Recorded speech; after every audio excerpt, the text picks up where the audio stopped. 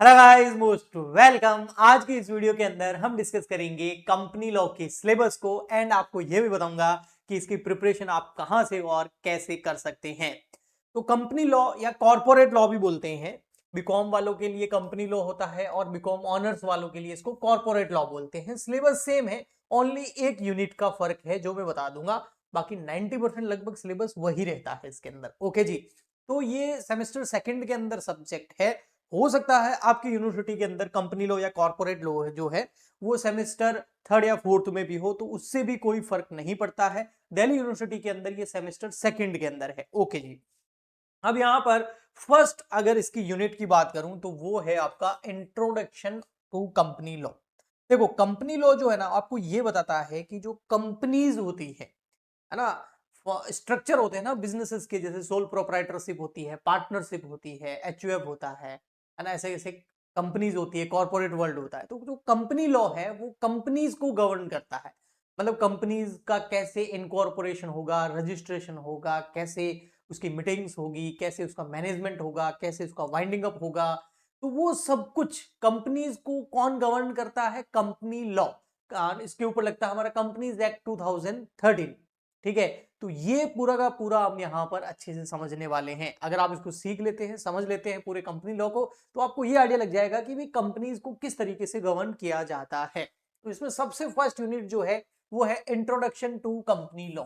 इसके अंदर हम पढ़ते हैं भाई मीनिंग क्या है कंपनीज का, कैरेक्टरिस्टिक्स क्या है कंपनीज की। ठीक है। मीनिंग हो गया, एसेंशियल कैरेक्टरिस्टिक्स हो गई, इसमें से एग्जाम में क्वेश्चन आते हैं।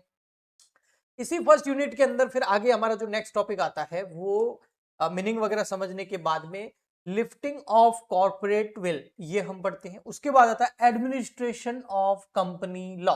ठीक है। एडमिनिस्ट्रेशन के अंदर भाई अगर कंपनी से रिलेटेड कोई कॉन्फ्लिक्ट हो गया तो भाई कहाँ जाएंगे? तो नेशनल कंपनी लॉ ट्रिब्यूनल बना हुआ है, एनसीएलटी बोलते हैं। इसके ऊपर होता है फिर national company law appellate tribunal, जिसको एनसीएलएटी बोलते हैं। फिर स्पेशल कोर्ट्स होते हैं। तो वो पूरा एडमिनिस्ट्रेशन ऑफ कंपनीज लॉ हम यहाँ पे पढ़ेंगे। फिर उसके बाद आता है fourth number, types of companies. और कितने टाइप की कंपनीज होती है, जैसे private company, public company, government company, foreign company, 1% company, small company, associate company, doormat company, producer company.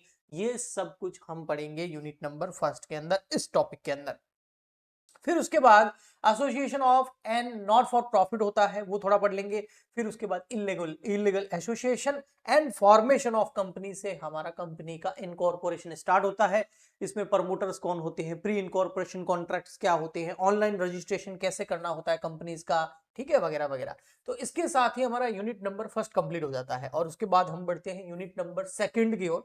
और यूनिट नंबर सेकंड की ओर हमें पढ़ना होगा डॉक्यूमेंट्स एंड शेयर्स। डॉक्यूमेंट्स जो कंपनी का इनकॉर्पोरेशन करवाते टाइम, रजिस्ट्रेशन करवाते टाइम काम आते हैं। इसमें दो बहुत इंपॉर्टेंट होते हैं, कि एमओए और एक एओए। एमओए मतलब मेमोरेंडम ऑफ एसोसिएशन और एओए मतलब आर्टिकल ऑफ एसोसिएशन। इसको हम अच्छे से डिटेल में पढ़ेंगे। उसके बाद में कंपनीज की पावर वगैरह से रिलेटेड कुछ डॉक्ट्राइंस, कुछ रूल्स आते हैं। इसमें doctrines of conservative notice, doctrines of ultra viruses, doctrines of indoor management, ये पढ़ेंगे। उसके बाद मोस्ट इंपोर्टेंट आता है हमारा प्रोस्पेक्टस। अगर कोई कंपनी आईपीओ लाना चाहती है, पब्लिक में शेयर इशू करना चाहती है, तो उसका प्रोस्पेक्टस इशू होता है। तो वो जो आरएचपी भी होता है और एसपी होता है, तो वो दोनों हम अच्छे से पढ़ेंगे। उसके बाद में हम एक थ्योरेटिकल पार्ट भी आता है इसके अंदर, बुक बिल्डिंग प्रोसेस जो आईपीओ के थ्रू होती है वो पढ़ेंगे। फिर इशू ऑफ शेयर कैसे किए जाते हैं, वैसे हमें इसने इशू ऑफ शेयर वाला टॉपिक हम कॉर्पोरेट अकाउंटिंग के अंदर भी पढ़ते हैं, वहां पर अकाउंटिंग करते हैं, यहाँ पर हम इसको डिटेल में इसके रूल्स एंड रेगुलेशन पढ़ेंगे। उसके बाद आता है हमारा मेंबरशिप ऑफ अ कंपनी। भाई कंपनी के मेंबर कौन होते हैं, जैसे कि शेयर होल्डर्स जो होते हैं वो कंपनी के मेंबर होते हैं। उनके क्या राइट्स हैं, उनकी क्या लायबिलिटीज हैं, वो पढ़ेंगे। और उसके बाद हमारी सेकंड यूनिट कंप्लीट हो जाएगी और फिर बढ़ेंगे हम यूनिट नंबर थर्ड की ओर। और यूनिट नंबर थर्ड में आता है हमारा मैनेजमेंट एंड मीटिंग्स। भाई जो कंपनी है उसका मैनेजमेंट कौन संभालेगा? तो भैया डायरेक्टर संभालेंगे। और कौन संभालेंगे? शेयर होल्डर थोड़ी समझा ले। तो डायरेक्टर से रिलेटेड पूरे के पूरे क्लासिफिकेशन समझेंगे। डायरेक्टर कौन कौन से होते हैं? एडिशनल डायरेक्टर होता है, अल्टरनेट डायरेक्टर होता है, कैजुअल डायरेक्टर होता है, वुमेन डायरेक्टर होता है, इंडिपेंडेंट डायरेक्टर होता है, स्मॉल शेयर होल्डर डायरेक्टर होता है, कौन सी कंपनी में प्राइवेट, पब्लिक, ओपीसी में कितने डायरेक्टर होने चाहिए, मिनिमम मैक्सिमम, वो भी पढ़ेंगे। उसके बाद डिन नंबर क्या होता है? डायरेक्टर आइडेंटिफिकेशन नंबर होता है। हर डायरेक्टर को डायरेक्टर बनने से पहले डिन लेना होता है, वो कैसे लेना होगा, उसके क्या प्रोसीजर है उसका, वो पढ़ेंगे। फिर उसके बाद अपॉइंटमेंट ऑफ डायरेक्टर्स को पढ़ेंगे। इसमें फर्स्ट डायरेक्टर का अपॉइंटमेंट कैसे होता है, बाकी के डायरेक्टर का अपॉइंटमेंट कैसे होता है। फिर डिस्क्वालिफिकेशन पढ़ेंगे डायरेक्टर्स की भी, कब डायरेक्टर को डिस्क्वालिफाइड माना जाएगा, कब उसको डायरेक्टर को रिमूव करना होगा, कैसे करना होगा, उसकी लीगल पोजीशंस क्या होती है डायरेक्टर्स की, उसकी पावर क्या होती है, उसकी ड्यूटीज क्या होती है, की मैनेजरियल पर्सन कौन होते हैं, managing director, whole time director और मैनेजर्स, ये की मैनेजरियल पर्सन होते हैं, केएमपी बोला जाता है इनको। इसके बारे में डिटेल में पढ़ेंगे। तो ये वाला यूनिट बहुत ही अच्छा, बहुत ही इंपॉर्टेंट और बहुत ही मजेदार है, पढ़ने में बड़ा अच्छा लगता है। फिर आते हैं हम मीटिंग्स की ओर। इसमें board meeting, share holder meeting और भी बहुत सारी मीटिंग्स होती है, जैसे पोस्टल बैलेट, ई वोटिंग, ये सब कुछ हम मीटिंग्स के अंदर पढ़ेंगे। जो शेयर होल्डर्स होते हैं उनकी भी मीटिंग होती है, जो डायरेक्टर्स होते हैं उनकी भी मीटिंग होती है। ओके जी, सॉरी। फिर आता है हमारा,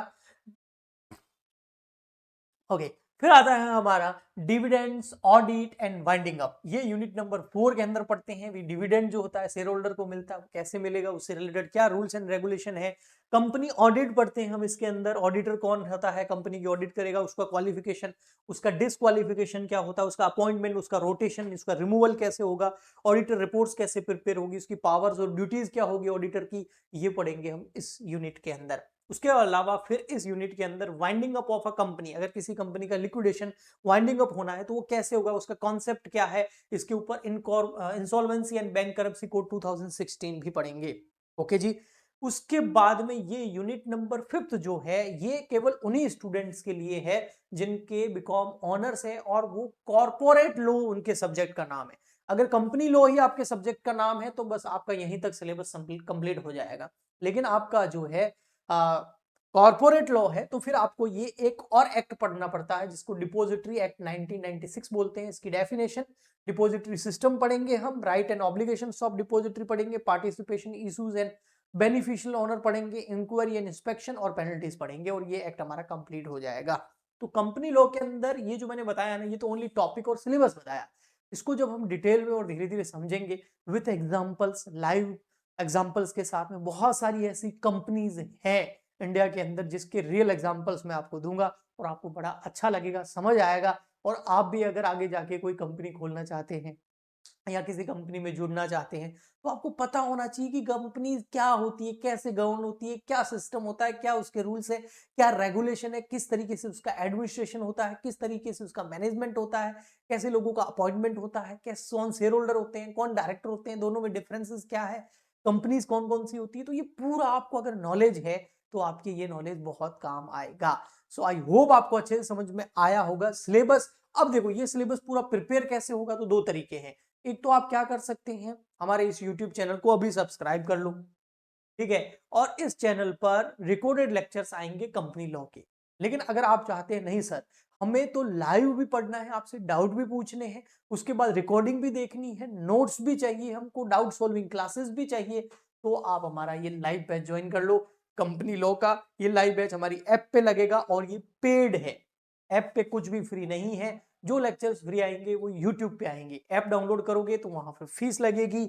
अभी यहाँ पर इस कोर्स की जो फीस है उसमें आपको 26% डिस्काउंट मिल जाएगा, क्योंकि अभी न्यू ईयर चल रहा है ना, 2026 स्टार्ट हुआ है। तो CWG 26 आप कूपन कोड डालोगे तो लगभग 26% जो है आपका लेस हो जाएगा। तो फटाफट से ऐप डाउनलोड कर लीजिए, इस कोर्स को ज्वाइन कर लीजिए और लाइव आप मुझसे पढ़ सकते हैं। लेकिन अगर यूट्यूब पे पढ़ना है, फ्री में पढ़ना है, तो यूट्यूब पर सब्सक्राइब कर लीजिए चैनल को और बेल आइकन दबा दीजिए। जैसे ही कंपनी लॉ का लेक्चर आएगा आपको नोटिफिकेशन मिल जाएगा। आई होप आपको अच्छे से समझ में आ गया होगा। मिलते हैं नेक्स्ट लेक्चर में। आज के लिए इतना ही, तब तक के लिए goodbye and thank you.